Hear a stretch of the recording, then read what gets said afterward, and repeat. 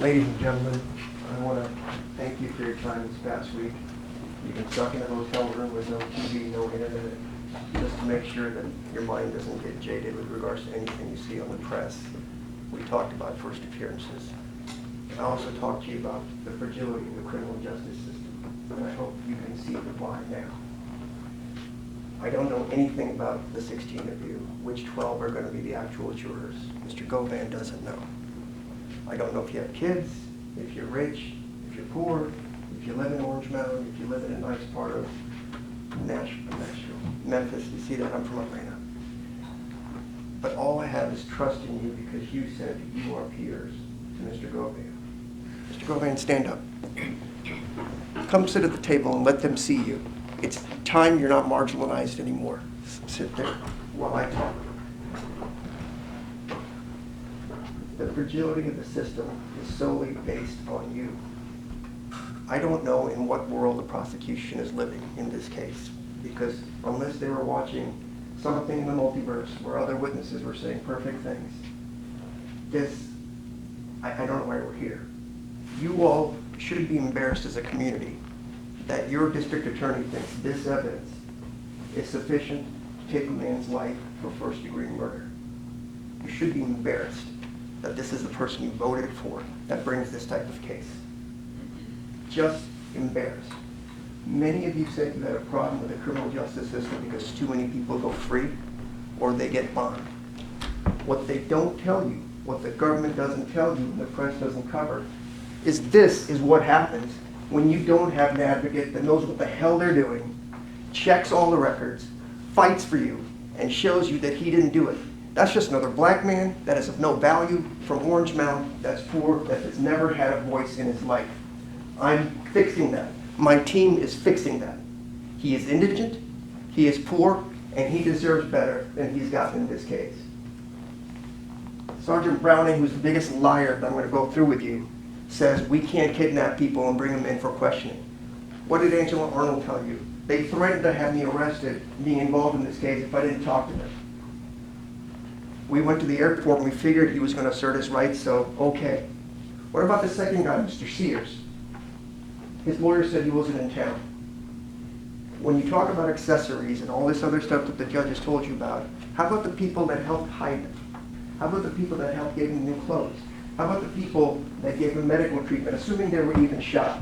Because you know what? I don't even know if he was shot, and I don't even know for a fact if that was the Mercedes used in the murder. Because why? There was no blood in the Mercedes.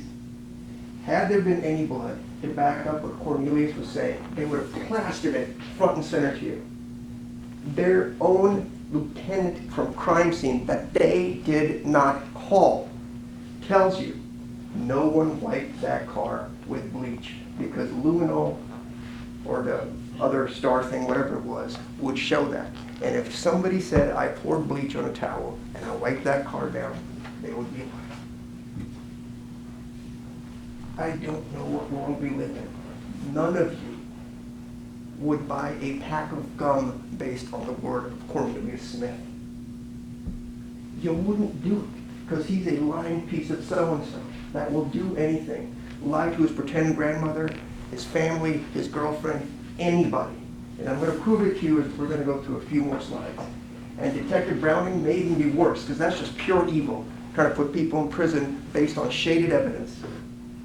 Dabney told you the truth, that we didn't do all this other stuff that we should have done. We didn't get around to it, was his quote. He wasn't happy about it, but he told me the truth. The other guy couldn't answer a yes-no question. It was always dodge and deflect, which is what they're taught to do as part of their training when they go and come and testify. These are the people that are policing your streets. You should be ashamed. The only crime that's being committed here today is in this courtroom. It's been committed for the last 3 days. This poor man will never get his life back because of what's happened. He's been threatened because they all think he's involved in the Young Dolph murder and everybody loves Dolph. Dolph has been threatened for years. He moved away from Memphis 5 years ago. He had 3 old bullets in his body from other times he'd been shot at by people, being in Charlotte, being in Los Angeles. Everybody knew there was a price on his head. There is no plan.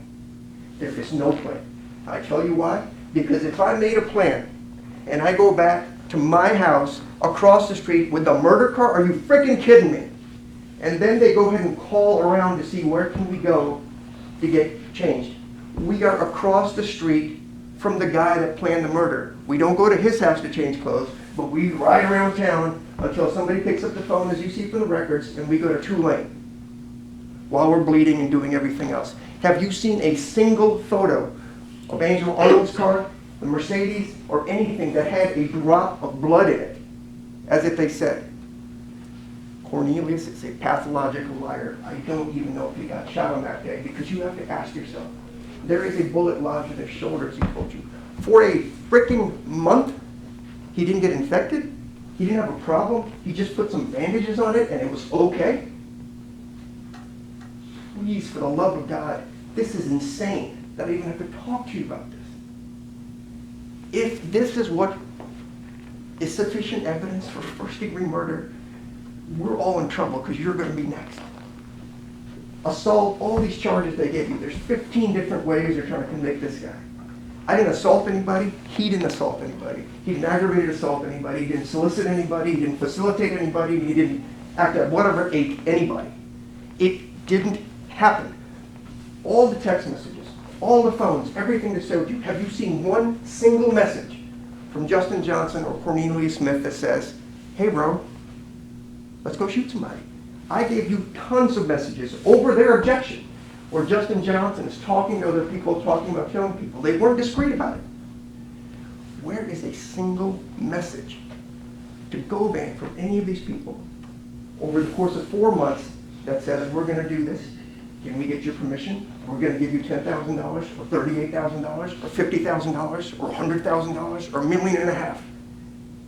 You think if they would have had it, they wouldn't have shown it to you? They know the truth is the text messages are only about music because he's friends with Justin. I'm sorry Justin's not a nice guy. They all live in the same neighborhood. They've all known each other. Just because you have, quote, communication doesn't mean you're in a conspiracy to kill someone. Cornelius. Let's go with the slides. This will speak for itself, and I'll let you think about it because I've hammered the point about didn't prove it. I don't need you to say he didn't do it if you don't want to, but they absolutely, for God's sakes, didn't prove it. Let's go to the next slide. All right, so, excuse me. So you see this, what the government says? Angel Arora's phone? Absolutely. This is Star Defense Exhibit number 1. This C, bruh, assuming C is Cornelius. Send me bruh number so I can get my phone, right? He needs to get his phone. Next slide. Quez's number. Guess what he told you is the one honest thing he said. His brother's freaking name is Marquez Smith. They call him Quez. His brother is the one that got the phone at best. You know why? Because they had TBI Gardner up here. They asked him to do location data analysis on the phone, right? You guys remember all that? And they did it solely for Cornelius's phone, and they did it for Justin's phone. But yet, they didn't show you any location analysis. All they had to do is say, it's in that general area, this is where the tower's being. Because calls are being made. Where was this call from? Where was his brother Quez? They just BS you constantly, and here I am fighting for this man's life. He is your peer. You need to be here protecting him from this. This is the crime. Next slide. So I'll just go over a few things on Cornelius Smith. I think that was pretty obvious from his statement. Go ahead, Robert. I think all this is obvious. You got a sociopath on your hands that's out there on his daughter's birthday. Is he intoxicated? Is he not intoxicated? Just ask the prosecutor to tell you a straight answer, honestly. Do you even think the prosecution would take advice from Cornelius Smith on anything? But it's good enough for this poor man's life. My dad used to tell me, you know how somebody's honest? Would you loan them money? Raise your hands if you're going to loan Cornelius money. Because that's the crux of the whole case. And a bunch of BS cell phone records that don't tell you anything. Because they didn't do the location analysis. They can't give you a single text message that says we agree to do anything. And we know it was at least 4 months between the so-called meeting between multiple shootings that Cornelius did And when Justin went out. Next. And if you're not biblical, I'm sorry, but growing up that way, it's just used to be told, the truth never changes. You don't need to remember it. You don't need to practice it. While we're meeting with prosecutors and the lawyers now report, I don't want a deal. I'm just here out of the goodness of my heart. I'm going to get a mandatory life sentence. Insane. Next.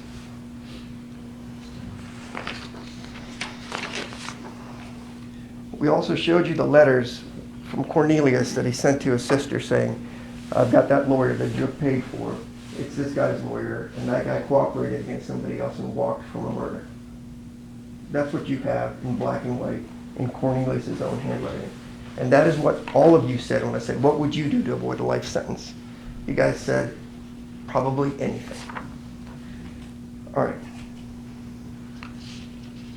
We know this to be true. Next. And we know all this to be true. Next.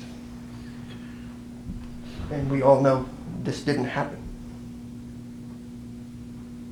It just didn't happen. His story just didn't happen. And both he and Angela said it.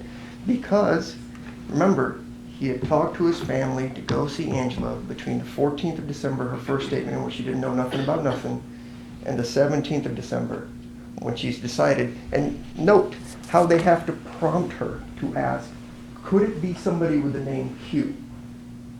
And note, they had to ask her, didn't he forget something? Didn't he tell you something that he might have forgotten or something that he needed? They had to prompt her. This is 30 days after that. You don't have to remember the truth. This was the biggest day in somebody's life, you would think. I just killed Dolph. I'm running around, and she can't remember who the guy was that picked up the stuff at pressure room. Oh, shocker. There's a few cameras at pressure room. They had the absurdity to tell you, well, do you know how long the camera might be working or how long it records? You know how to find that out? Maybe go there and ask them.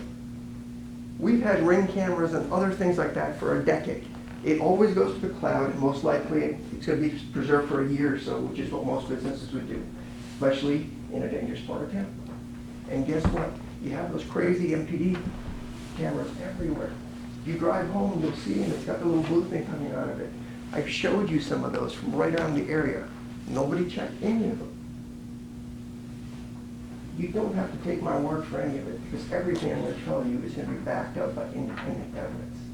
You don't have to trust me for anything. You don't know me.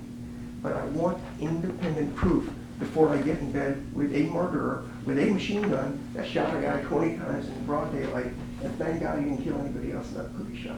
And this is who they're in bed with.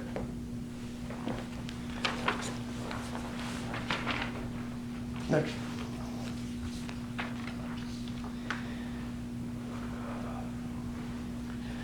All right. Sorry, I just have to calm myself down. The other things with the shenanigans, as they try to tell you, is when the officer accidentally said, I don't even know if it was Justin something, I think he said that, but he said AKA Dolph, I'm sorry, not Dolph, Grubb, in that. And Mr. Cornelius says, yeah, I met him through miscellaneous in a moment of weakness. And you know, when I asked about it, how you smiled. You have murdered somebody, and we're up here chuckling. The government's chuckling with him, and he's laughing at me, making smirky faces, and says, I saw you on TV. That's the behavior you want from a guy that took a machine gun and murdered people. In fact, his definition is, I didn't shoot that many people because sometimes we didn't get the shots off or the gun yet. And you're going to make a deal, not a single text message anywhere, take my word for it. And oh, by the way, I think he's a federal snitch, but I don't know if I believe that or not, because he's never snitched on me. All right, next. And then he also tells Uncle Ron, maybe we should have gone and talked to him, whoever Uncle Ron is, yeah, but I'm not a policeman, and I'm not trying to put anybody in prison. That there was a bug on him, that he's a snitch, and so you're going to have to plan a big old murder. Next slide. So we know he paid for his lawyer, and we know that was a team issue, and you know the absurdity of the prosecutor in the last statement. They're going to get to go up again and call me every kind of name in the book, which is fine. I can handle it. I will take those arrows for this man that have grown to care about over the last year and a half because he didn't do it. They had the audacity to tell you we can't indict somebody that's dead. Jook died 2.5 years after all this happened. Remember, Justin Johnson was indicted in December of 2021, about a month after this happened. Cornelius was indicted in January of 2022, about a month and a half after this happened. There is no investigation done in 2023, or essentially 2024. It was done. They indicted and gotten who they wanted. So at some point you gotta ask yourself, what happened here? And I have no idea, but it's not my burden to prove their screw-ups. If you believe Cornelius, he says Jook is the one that set it all up. His girlfriend says that. Then they backtrack and say, well, he was there and he set it up, didn't go there. None of it happened. Keep going. And with Miss Arnold, I don't know how you date a murderer that's been domestic violence me, stolen from me, done this. I don't know what her issues are, I fault her not. She's just doing what the man's telling her to do.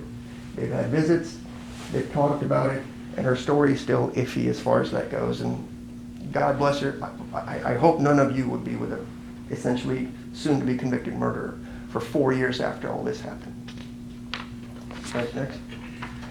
And the interesting thing there was, we keep talking about the car on Bradley. Bobby Carter also lives on Bradley, and Bobby Carter was involved in the shootings with Mr. Cornelius. And in fact, Angela says Bobby was involved in the Dolph shooting as well. Next. All right, we already know this as far as the jail calls and the family coming to see her. Next. And we also know about the varying amounts of money this whole thing was worth. So now we get to the meat and potatoes of a few things I want you to consider. Remember, the two pillars to this case is you gotta believe Cornelius Smith, and the judges told you over and over again, you have to have that agreement, you gotta believe it's out there, otherwise nothing. They've come up with 15 different methods, from murder to second degree to 30, I don't care if it's 47th degree murder, none of this stuff happened. There's no assault, there's no solicitation, there's nothing. So let's talk about the detectives. Next slide, please. All right, so the Detective Browning, the all-powerful Detective Browning, told you that Govan last talked. Oh, I'm sorry, I got my slides mixed up. We know Dabney, who actually I respect and had a nice talk with. He said they didn't do it straight up. Didn't try to sugarcoat it. We just didn't do it. Didn't go to pressure roll to confirm anything this man was saying. Tells you straight up, we didn't go to AutoZone. Tells you straight up, there was no relevant evidence of AutoZone. So this mystical receipt that's all crumbling, you can't tell what it is. That's supposed to be some kind of evidence now. And they didn't get around to investigating Jook, who was on Team Cornelius or whatever you want to call it. At least he was honest enough to tell you that. Next. So these are the slides you saw yesterday with Detective Browning. And this is where the evil of it all comes in. He did these call detail records for you. And this slide cuts off at 11:16 at 3:01:17. Right? They stopped it right there. I've highlighted for you. That was the slide. You might wonder, Manny, what's the big deal about that? It's just some phone call to somebody, no biggie, right? Yeah, he's talking to Cornelius here, no problem. But guess what? If they would have given you the full story on the slides where they try and bias you, next slide, you see, on the same 11:16 at 5:37:15, this is Jook's number, and he spent a 6-minute phone call. It's not on the slide. I had to pull that off the call data records that you're gonna have a thumb drive. You will never find it or see it because there's thousands of pages of call information out there. But you see, this thing stops up there at 3 o'clock. They don't tell you this part, that Justin Johnson talked to Jook before the murder and also sent him a turkey emoji. If you are a law enforcement officer, your job is to investigate and the facts go where they may. You don't have a job to convict people. That is why I respect Dabney. He made a mistake, he owned it. Browning is a liar, pathological liar through and through. Next slide.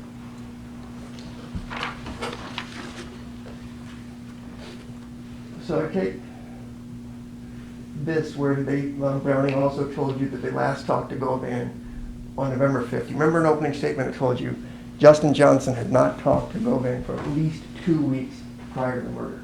No communication whatsoever. But they try to tell you that, oh yeah, on November 5th, he must have talked to Govan. And then Cornelius last talked to Govan on November 15th. Just remember those. It was very specific that they argued. So let's go to the next slide. So what you'll see is, on November 5th of 2021, this is Govan's number, Hernandez Govan. He's getting a call from Justin Johnson. You see this? This is the communication they had on November 5th. How many seconds is that phone call? Let me break it down to you. Zeros. It never went through. There was no phone call for at least 2 weeks. No text messages. Nothing. And this is the guy I'm supposed to be planning a murder with the most famous person in Memphis. Are you kidding me right now? All right, next slide. So there's an old movie that said the tail wagging the dog. You've got Cornelius telling him what they want to say, as he tells you he likes to do. And everything they're trying to do is back up what Cornelius says. There is no explanation why they didn't go talk to Joe or bring him down for questioning. There's none. There's none. All right, next slide. So just go through here. That's 10, 12 phones out there. Go through all of them. Find me a text message where a single human being tells Hernandez Govan, we need to do something. That's evil, that's violent, that's criminal. Browning told you he just came up with these slides just a day or two before all this happened, because this is 4 years after the fact. And I'm seeing the slides for the first time. And the slides are complete BS, because they keep misleading you about stuff. And so if the incriminating text existed, they would have showed them to you. They've cut off records in half, so you can't see the rest of the story. Go to the next slide. We know he agreed with me that these text messages, there's thousands of them with Justin Johnson. It's about music, because Justin was in videos and all that stuff, and Govan was there. He was a colleague, a friend, whatever you want to call it. That doesn't make you a murder criminal. And we know he talked to Cornelius about pills. 14 communications is what they call it. What they don't tell you is how many of those 14 actually went through. What were the phone call codes? Remember, 11 is important because that goes to voicemail, or it could be two-way, or the call goes through properly. Is it a text message? I don't know. Last night I'm talking to my daughter just about her boyfriend. Between okay, yeah, no problem, I had 16 communications with my daughter in a span of like 3.5 minutes. It doesn't mean anything, and you can't presume you know what the communications are about if, in fact, for the love of God, they even went through. I've already shown you one bald-faced lie by the government right there. There was no call on November 5th. Keep going. So we have the turkey emoji, we have the 6-minute phone call, and you know this secretive plan, PRE, as his bodyguard told you, this is social media. They do this every year. This is what they do. Remember, he's a man of the community. They put it out there. Everybody knows they're doing turkey emojis every year. Most of you probably know about this. Next. All right, skip this. Let's go to the next one. And then we have this. It's not anything I could get voluntarily out of that man. We had to press and press and press to show that Justin Johnson already knew Joe. Didn't need our guy to do any of it. That is why you will never see a single text message of any incriminating nature. Because I can promise you, had it said anything, a comma out of place, they would have it plastered up here on a board saying, see, we got him, we got him. Next. All right, so Garner, he said, MPD asked me to do what? Location analysis on a couple of phones, Justin's and Cornelius's. All you have to do is plug in a number in a computer. We could have done it. Hey, the phone's pinging all pressure levels. Maybe more believable. Even if you choose not to go there, you could just ping it. You don't need the actual phone if you've gotten rid of it, because you can just order the CDRs from the phone company, as he told you. He did cell phone tower analysis for a very short amount of time, and then it just stops. Is this the kind of investigation in Memphis we call sufficient to put somebody in prison for life? And none of the other phones were done. Where was Chuck? Hell, where was anybody else in this case? Right? All right, we've got this, so covered that. Go next. We've covered the AutoZone thing. I just respectfully ask, if the audacity to put a crumpled receipt in front of you that you can't read and just say, Detective Browning, I just know this now. It is not mentioned in any police report anywhere. As I asked him, he couldn't answer the question. But now suddenly it shows up in the phone. We know Dabney and Eunice was garbage because they talked about the auto part from earlier. You can't put a date, time, place on it. It's all what they call red herrings to mislead you. Think there's something nefarious out there and just use your imagination to convict people. You would never let this happen if it was somebody you cared about when you saw this. Some of you might be supervisors. If this half-assed work is what they brought to your desk, you would fire that person immediately. And don't say you wouldn't, because you would, because it makes you look bad. This whole county is a freaking embarrassment with regards to this trial, and the whole world is watching, and this is what we've got. All right, next. And then the last thing is you got to ask, if I set up the plan, I don't know if I'm having the murder car come to my house. And if I am having the murder car come to my house, why don't people just come inside and change clothes there instead of riding around all over town trying to find a place to go change? And again, I know you may think I'm crazy, but there's no blood in that car. Was this even the right Mercedes as far as that goes that they got? You remember Treon Ingram and another gentleman had stolen that Mercedes a while earlier. Treon Ingram can come and testify because Treon Ingram picked up another murder right after that. Where did the blood go? Cornelius told you point blank, no ifs, ands, or buts, and his girlfriend, I took bleach and I wiped it down. And the lieutenant from CSI with 28 years of experience says that just didn't happen. Where's Angela's car? Remember, she said he was bleeding all over. Where's the evidence of any of that? All right, next.